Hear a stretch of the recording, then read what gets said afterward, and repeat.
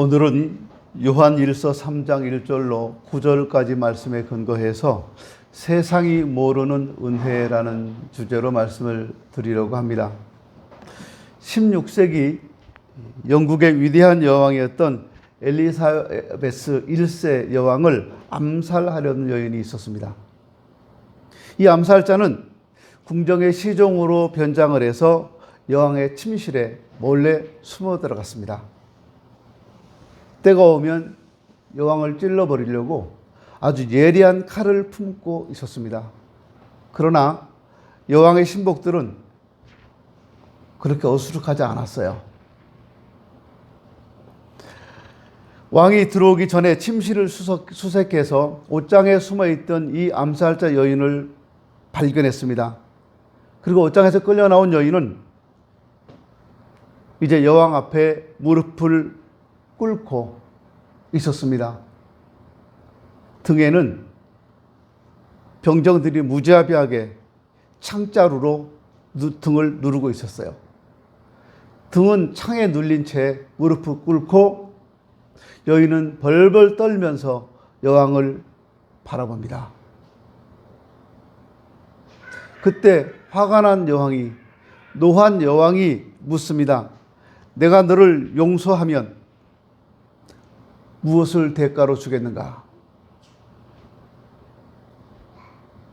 여인이 여왕에게 자비를 구합니다. 나를 살려주십시오. 은혜를 베풀어 주십시오. 그때 왕이 말해요. 내가 너를 살려주면 너는 내가 너를 살려준 대가로 나한테 무엇을 해주겠느냐? 그때 그 여인이 이렇게 말했답니다. 여왕폐하, 조건을 다하는 은혜는 은혜가 아닙니다. 살려주시려면 지금 그냥 살려주십시오. 조건 없이 살려주십시오. 여왕은 잠시 생각합니다. 그리고 말합니다. 네 말이 옳다. 나는 너를 내 은혜로 용서한다. 그래서 용서해 주었답니다. 결국 여인은 자유의 몸이 되었고요. 그 후 이 여인만큼 무조건적으로 여왕에게 헌신한 사람은 없었다고 합니다. 이것은 역사적인 사실입니다. 여인이 여왕을 죽이려던 여인은 기꺼이 자기 목숨을 버리면서까지 여왕을 도왔고요. 정말 마지막에 여왕을 위해 자기 목숨을 바쳤습니다. 성도는 그 누구보다 하나님 앞에 많은 은혜를 받고 사는 사람들입니다. 하나님의 은혜가 없으면 그 사람은 망해요. 살아갈 가치도 없고 의미도 없습니다. 은혜를 주실 때 헛되이 받지 말아야 합니다. 사람은 아무리 발버둥 쳐도 자신의 영역을 벗어날 수가 없어요. 자신의 한계를 인정하는 사람만이 하나님을 의지하게 되고 그 은혜를 누릴 수가 있는 겁니다. 사실 은혜를 은혜로 알 때만 은혜가 됩니다. 은혜를 은혜로 알지 못한다면 그건 은혜가 될 수가 없어요. 우리가 가지고 있는 가장 소중한 자기 자신, 가장 소중한 자기 건강, 자기가 지금 처하고 있는 이 현실의 귀중한 의미를 내가 깨닫지 못한다면 은혜도 복도 아무것도 되지 못한다는 거예요. 다른 사람 멀리서 부러워할지 몰라도 자기 자신은 행복하지 못합니다.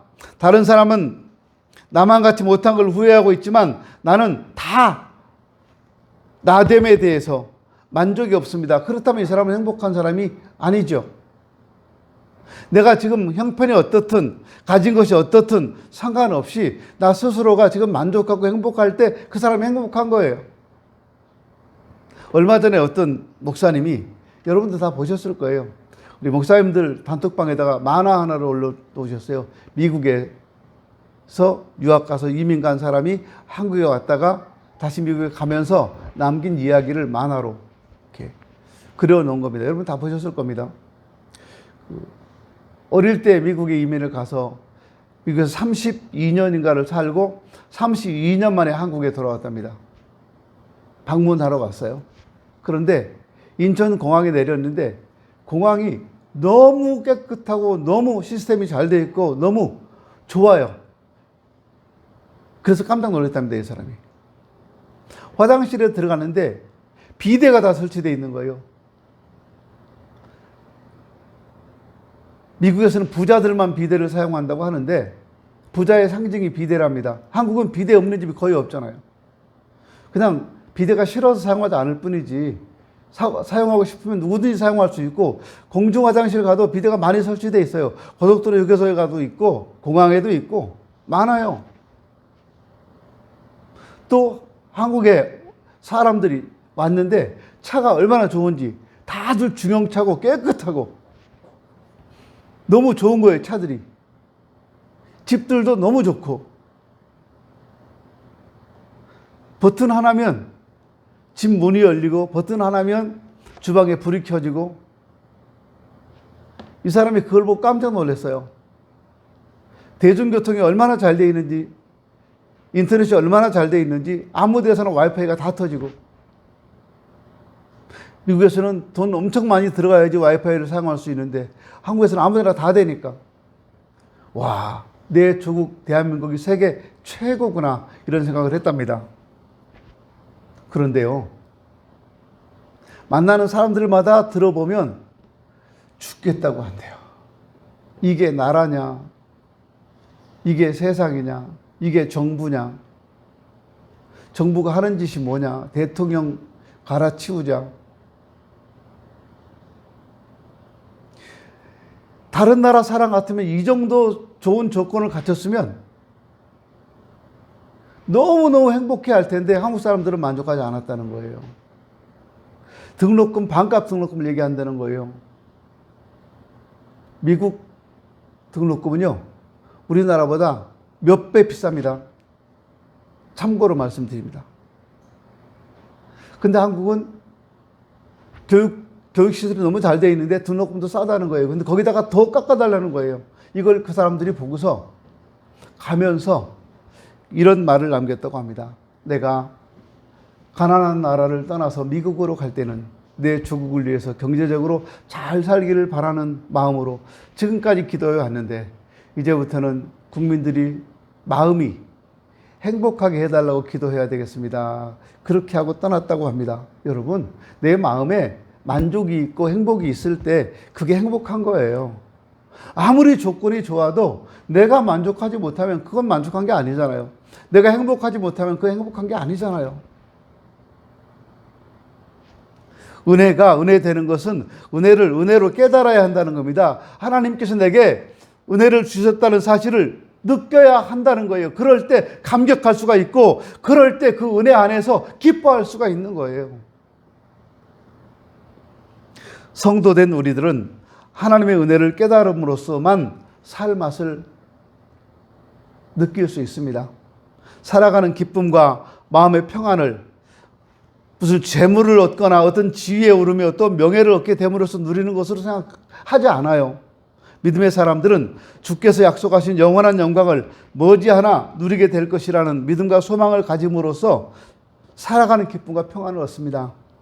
무엇보다 세상이 모르는 은혜가 우리에게 있다는 사실을 알고 은혜를 누리며 사는 성도들이 되었으면 좋겠습니다. 오늘 아침에 우리 어떤 목사님이 카톡을 하나 보냈어요. 매일 보내주시는 분입니다.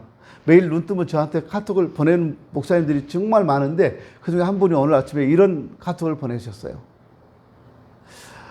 어떤 목사님이 습관처럼 사람들을 만나면 샬롬 샬롬 인사를 하는 목사님이 계시대요. 근데 그날도 목사님이 길을 가는데 얼굴이 새카맣고요. 피쩍 마른 한 분이 지나가는데 그분을 보고 얼굴이 너무 어둡고 까맣고 삐쩍 말랐는데 그분을 향해서 그 목사님이 습관적으로 샬롬 하고 지나갔답니다. 근데 그 다음 주일날 그분이 교회에 오셨더래요. 그리고 주일 예배를 딱 주일 낮 예배를 마치고 가셨어요. 한 번도 안 빠지고 주일날만 오시는 거예요. 주일 낮 예배만 딱 드리고 가시는 거예요. 그래서 이상하다. 그런데 어느 날 몇 달 지났는데 어느 날 그분이 목사님께 목사님한테 할 얘기가 있다고 제가 식사를 대접하고 싶은데 밥이나 같이 먹자고 그러더래요. 그래서 그럽시다. 새로운 성도가 밥 먹자는데 그 마다할 목사가 어디 있겠습니까? 그래서 네, 그럽시다. 그리고 만났는데 그분이 자초지종을 얘기하더라는 거예요. 목사님, 저는 꽤 괜찮은 가정을 이루고 있습니다.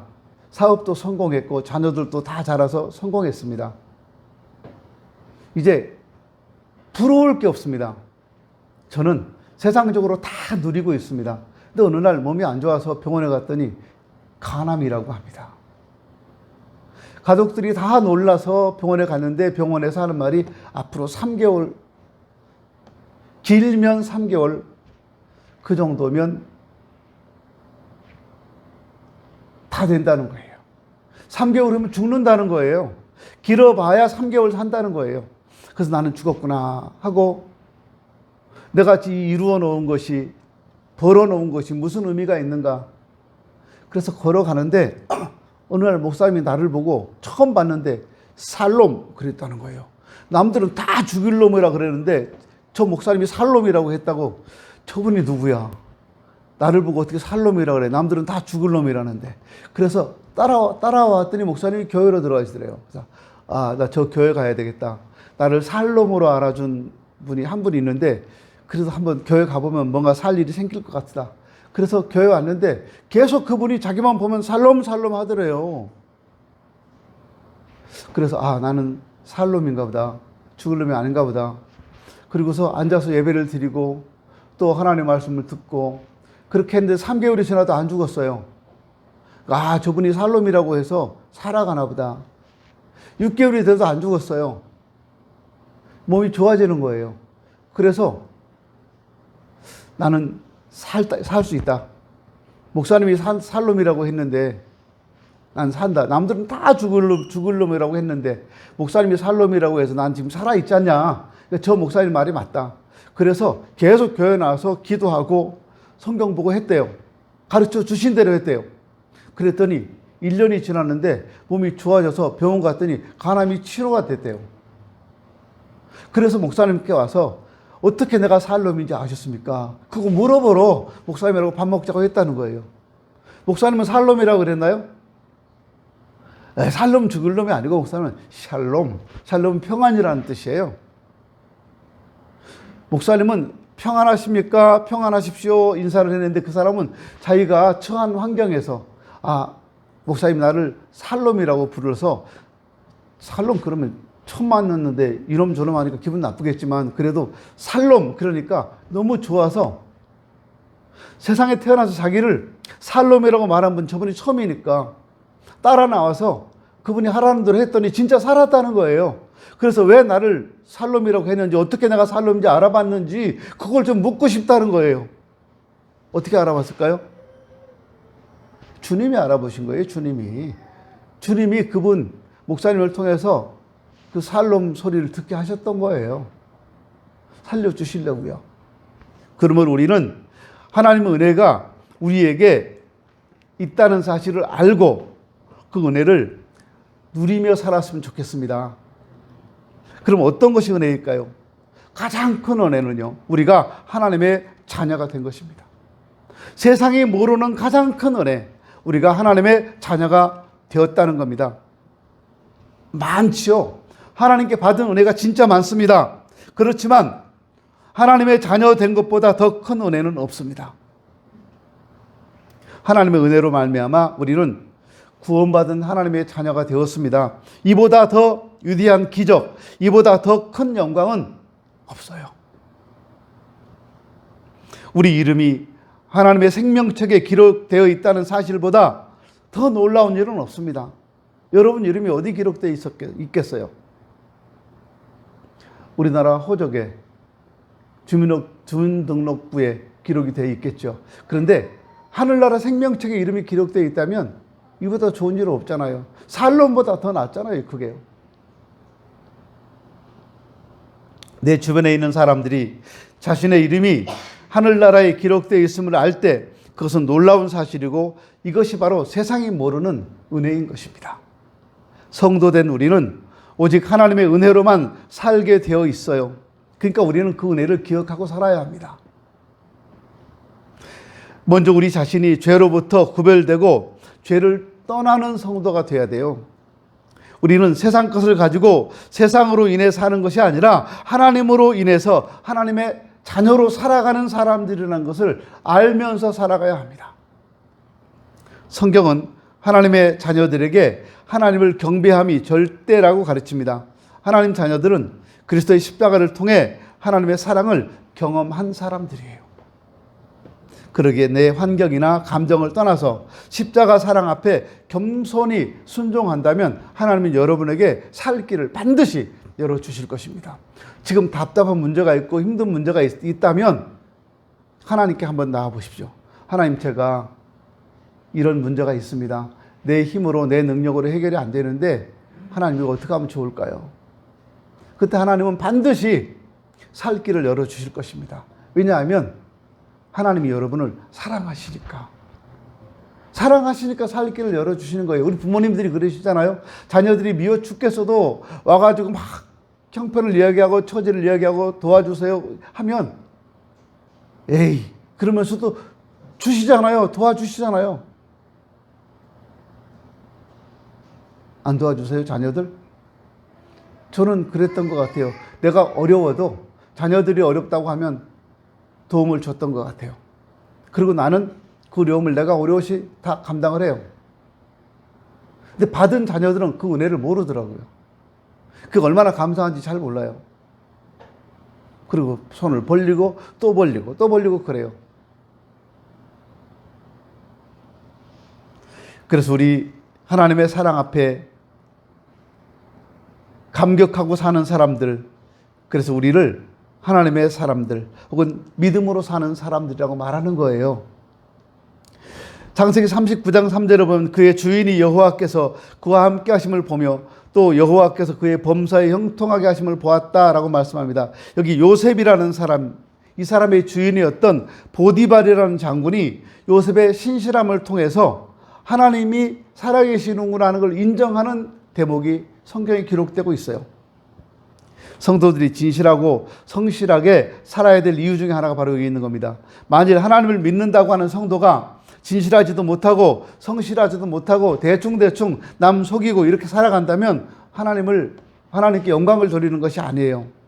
하나님 멸시하게 만드는 거예요. 그래서 주님께서도 너희 빛을 사람 앞에 비치게 하여 저희로 너희 착한 행실을 보고 하늘에 계신 너희 아버지께 영광을 돌리게 하라, 이렇게 말씀하고 계십니다. 우리가 하나님의 영광을 나타낼 수도 있고 우리 행동 하나하나가 하나님의 영광을 가리울 수도 있다는 사실을 알아야 한다는 거예요. 우리는 분명히 하나님의 자녀들입니다. 우리 신분이 하나님의 자녀입니다. 그러므로 하나님의 자녀된 사람답게 우리를 자녀 삼아주신 하나님께 영광이 되게 살아야 한다는 겁니다. 사실 살면서 낙심되는 일이 한두 가지가 아니죠. 잘 될 줄 알고 시작했는데 안 되는 경우도 있고요. 옳은 일인 줄 알고 시작됐는데 그것이 옳은 일이 아닌 경우도 있어요. 나는 잘한다고 했는데 여러 사람을 힘들게 하는 경우도 있고요. 이럴 때 낙심합니다. 한번 잘해보려고 한 건데.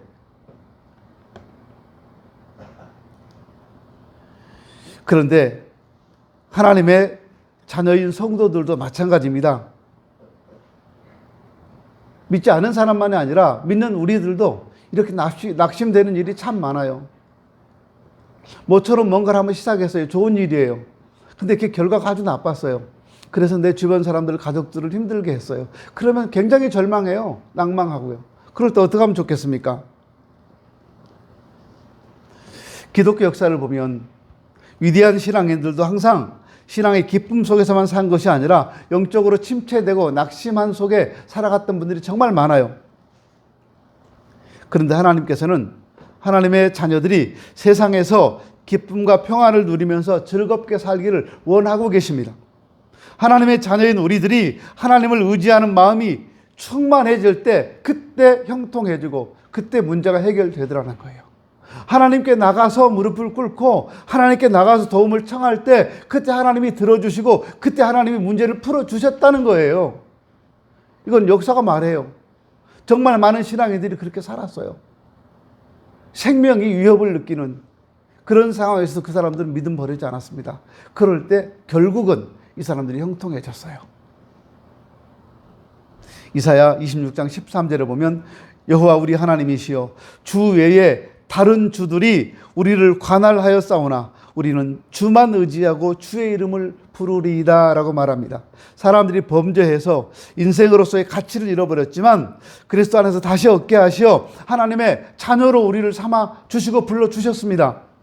그리스도인은 다시 가치를 회복한 사람들이에요.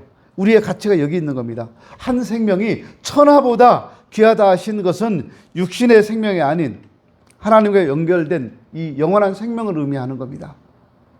그러나 세상은 하나님을 알지 못하기 때문에 하나님의 자녀된 우리들이 얼마나 존귀한 사람인지도 세상은 알지 못해요. 그러나 우리들은 우리의 가치를 바로 알아야 됩니다. 우리의 가치, 하나님의 자녀라고 하는 이 가치를 우리가 알고 살아갈 때 우리는 행복하게 살 수 있는 거예요. 우리가 예수 믿고 하나님의 자녀된 사실, 이것이 바로 세상이 모르는 은혜입니다. 또 다른 은혜가 뭘까요? 주님을 향하여 소망을 가진 것이 은혜입니다. 모든 생물체는요, 환경의 영향을 받습니다. 사람도 예외가 아니에요. 그러나 진정한 승리는 환경의 지배를 당하지 않습니다. 오히려 환경을 뛰어넘고 극복합니다. 고난과 위기는 반드시 극복해야 합니다. 그러기 위해서 항상 소망을 주님께 둬야 돼요. 참된 소망은 보이지 않는 것이며 이것이 성도의 소망입니다. 이 소망은 물질적이고 현세적인 것이 아니라 장차 우리에게 임할 영원한 하나님 나라를 가리키는 것입니다. 성도는 마땅히 하늘나라를 표대로 정해놓고 살아가야 합니다. 한 사람의 소망이 그의 삶의 방향과 가치를 단적으로 보여준다고 생각할 때 성도의 삶의 목표와 소망은 마땅히 이 나라가 아니라 그 나라가 돼야 되는 거예요. 하나님 나라가 돼야 되는 거예요. 그것은 눈에 보이지 않을지라도 가장 위대한 소망이라고 말할 수가 있는 겁니다. 또 약속하신 이는 미쁘시니 우리가 믿는 도리의 소망을 움직이지 말고 굳게 잡아야 한다라고 히브리서 10장 23절은 말합니다. 성도된 우리들은 소망을 이 땅에 두지 않고 하나님께 두고 살아요. 주여 내가 무엇을 바라리요? 나의 소망은 주님께 있습니다. 시편 39절에서 시인은 말하고 있어요. 여러분의 소망은 어디에 있습니까? 우리의 소망도 주님께 있어야 합니다. 우리의 소망이 주님께 있어야 돼요. 근데 많은 분들이 소망이 물질에 있고 자녀에게 있고 아파트에 있고 그래요. 우리의 소망은 하나님께 있어야 합니다. 그럴 때 행복한 사람이 될 수 있고 행복한 인생을 살 수 있는 겁니다. 다윗은 자신의 연약함을 알았고 하나님 없이 하는 이 세상의 모든 일이 헛된 것임을 알았습니다. 그래서 주여 내가 무엇을 바라리요? 나의 소망은 주께 있습니다 라고 지금 하나님께 소망을 두고 살겠다고 고백하고 있는 겁니다. 이 세상에서의 삶이 다가 아니고 하나님께서 정해주신 시간이 지나가면 하나님 앞에 가서 심판을 받아야 한다는 것을 알아야 한다는 겁니다. 모르면 그 사람은 불행한 사람이에요. 심판을 준비하지 않고 산다고 하는 건 불행한 거예요.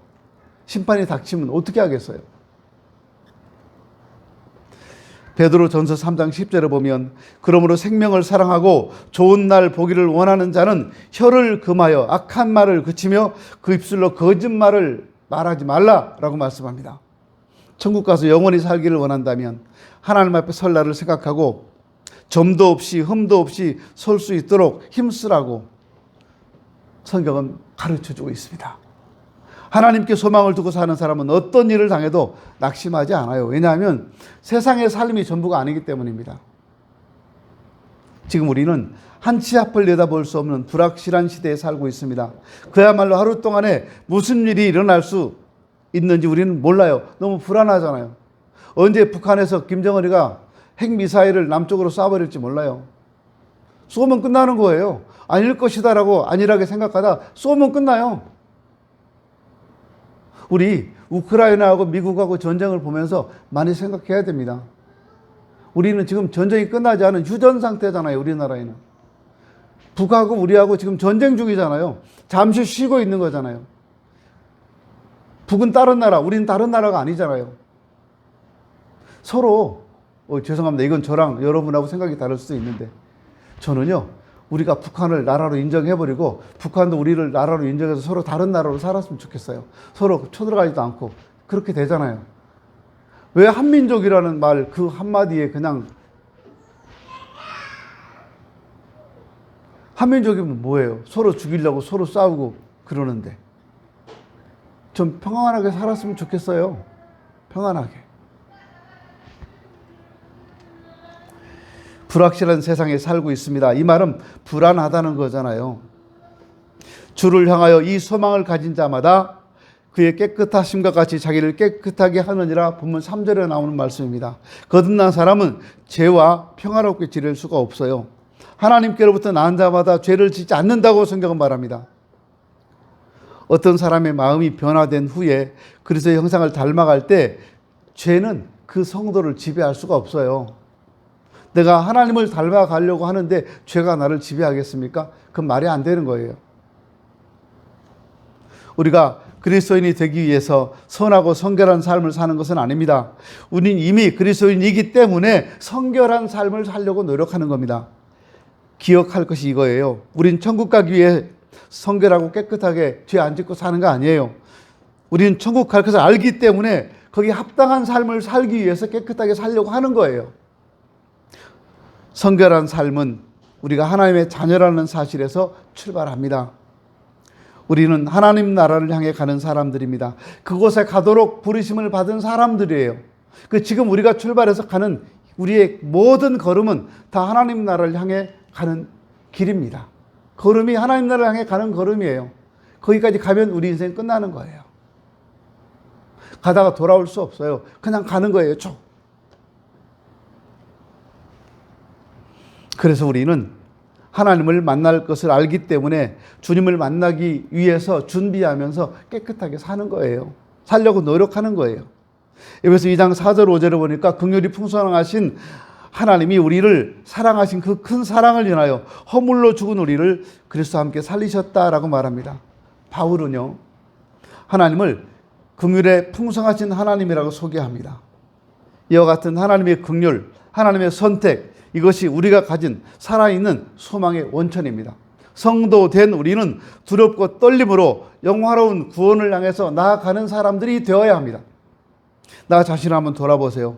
세속적인 가치관으로부터 구별되어 있는지 아니면 아직도 내가 세상의 방법으로 그렇게 똑같이 살고 있는지, 내가 신앙은 신앙대로 따로 두고 세상의 방식대로 살아가고 있는지 아니면 내 신앙의 방식대로 세상을 살아가고 있는지 한번 생각해 보세요. 우리는 세상과 구별되어 있는 하나님 백성이고 영원하고 안전한 하늘나라의 소망을 가지고 살아가는 사람들입니다. 이 소망을 가진 것이 은혜이고요. 이 소망을 가진 것이 세상이 모르는 은혜입니다. 또 우리는 하나님께로부터 난 자라고 하는 것이 은혜라는 것을 아셔야 합니다. 요한은 그리스도의 성육신을 부인하는 거짓 교사들을 염두에 두고 오늘 우리가 보신 요한 서신을 기록했습니다. 성도들의 예수님께 대한 믿음을 견고히 세우려 함의 기록 목적이 있다는 겁니다. 그리고 예수님께서 육체로 오신 그리스도이심을 입증하는 증거들을 제시합니다. 물과 피로 임하신 그리스도, 세례뿐 아니라 십자가의 죽음을 겪으신 그리스도의 사역으로 인해서 그리스도인들이 하나님께 속한 자가 되었다고 하는 것을 강조하고 있습니다. 하나님께로 난 자란 영적으로 새로운 출생을 의미하는 중생을 말합니다. 그리스도의 십자가의 공로로 죄 사함을 받고 거듭난 사람들, 예수 그리스도를 하나님의 아들로 믿는 증거가 따르는 사람들, 우리는 그런 사람들인 거예요. 우리가 예수님을 구주로 영접한 것은 우리가 잘나서 된 거 아닙니다. 전적으로 하나님의 은혜입니다. 혈통으로 된 것도 아닙니다. 아브라함의 혈통이라고 다 구원받는 거 아니잖아요. 육정으로 된 것도 아닙니다. 사람의 본능으로 된 것도 아닙니다. 사람의 뜻으로 된 것도 아닙니다. 하나님의 뜻대로 된 겁니다. 하나님께서 나를 거듭나게 해주셔서 예수님을 알아보고 그 예수님이 나의 구원자이심을 알고 예수님을 영접하게 해주신 것입니다. 이것이 하나님의 은혜입니다. 요한복음 3장 12절 14절에 보면 우리가 구원받았을 때 예수님을 영접한 것이고 영접한 자는 하나님의 자녀가 되는 권세를 주셨다고 성경은 이야기하고 있어요. 그러니까 우리는 당당하게 하나님의 자녀로 살아가면 되는 겁니다. 하나님의 자녀가 된 것은 혈통으로나 육정으로나 사람의 뜻으로 된 것이 아니고 오직 하나님께로 난 자들이라고 말합니다. 하나님께로부터 난 자들, 우리도 예수님 안에서 하나님께로 위로부터 난 사람들입니다. 그래서 우리는 세상에 살지만 세상에 속한 사람이 아닌 거예요. 오늘 본문 9절에 하나님께로부터 난 자마다 죄를 짓지 아니하나니 이는 하나님의 씨가 그의 속에 거하며 그도 범죄하지 못하는 것은 하나님께로 났음이라 말씀합니다. 하나님께로부터 났기 때문에 그 속에 하나님의 씨가 있다는 거예요. 그 하나님의 씨가 무엇입니까? 하나님 말씀이잖아요. 씨앗은 생명력이 있다는 겁니다. 씨앗은 가만히 있는 것이 아니라 자라는 것입니다. 하나님께로 난 사람들은 하나님의 씨가 그 속에 계속 있기 때문에 우리 속에서 하나님 말씀이 계속 자라난다는 거예요. 하나님의 품 안에 계속적으로 머물러 있는 사람, 하나님의 씨앗이 그 속에 계속해서 자라고 있는 사람, 이런 사람은요, 죄를 지을 틈이 없어요. 이것이 습관적으로 죄를 짓지 않는 걸 말합니다. 살다 보면 부득이하게 죄를 지을 수 있죠. 내가 연약해서 시험에 들 수도 있고요. 근데 그런 거 말고 같은 죄를 반복해서 계속적으로 짓는 걸 말합니다. 알면서도 짓는 죄, 그런 죄를 짓지 않는다는 거예요. 하나님께로부터 난 사람들은. 습관적으로, 상습적으로 범죄하지 않는다, 그 말입니다. 이전에는 죄를 좋아했지만 예수님을 믿고 나니까 그 죄가 싫어졌어요. 떠나고 싶어집니다. 범죄하면 안 된다는 마음이 생깁니다. 거듭난 사람의 속에는 하나님의 씨, 곧 성령이 계시기 때문에 죄를 싫어하고 죄를 멀리하는 마음이 생긴다는 거예요. 하나님으로부터 난 자는 신적인 사랑과 승리의 원천이 그 속에 있고 그는 하나님의 은혜로 자신을 지키고 죄를 범할 수가 없습니다. 하나님께로부터 난 사람, 하나님의 자녀는 그 형제를 사랑합니다. 형제를 사랑하지 않는 사람은 하나님께 속한 사람이 아니라고 성경은 말합니다. 하나님의 영, 성령에 속한 사람의 특징은 사랑입니다. 사랑으로 하나님의 영에 속한 사람인지 마귀에 속한 사람인지 분별할 수 있어요. 하나님께로부터 난 자마다 죄를 짓지 않는다고 성경은 말합니다. 우리 사람이 죄의 세력이 다스리고 있는 이 세상에서 어떻게 죄를 이기며 살아갈 수 있습니까?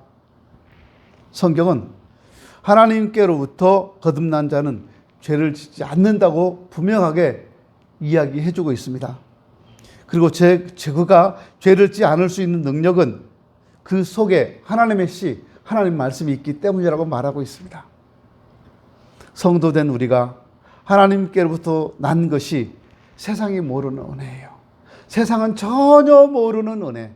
우리는 그 은혜를 입고 그 은혜 안에 살고 있다는 사실을 기억하십시오. 우리가 하나님의 자녀가 된 것이 세상이 모르는 은혜입니다. 우리가 주님을 향하여 소망을 가진 것이 세상이 모르는 은혜입니다. 그리고 우리가 하나님께로부터 났다고 하는 것이 세상이 모르는 은혜입니다. 이 은혜 속에서 여러분의 남은 평생이 평안하고 만족하고 행복했으면 좋겠습니다. 기도합니다.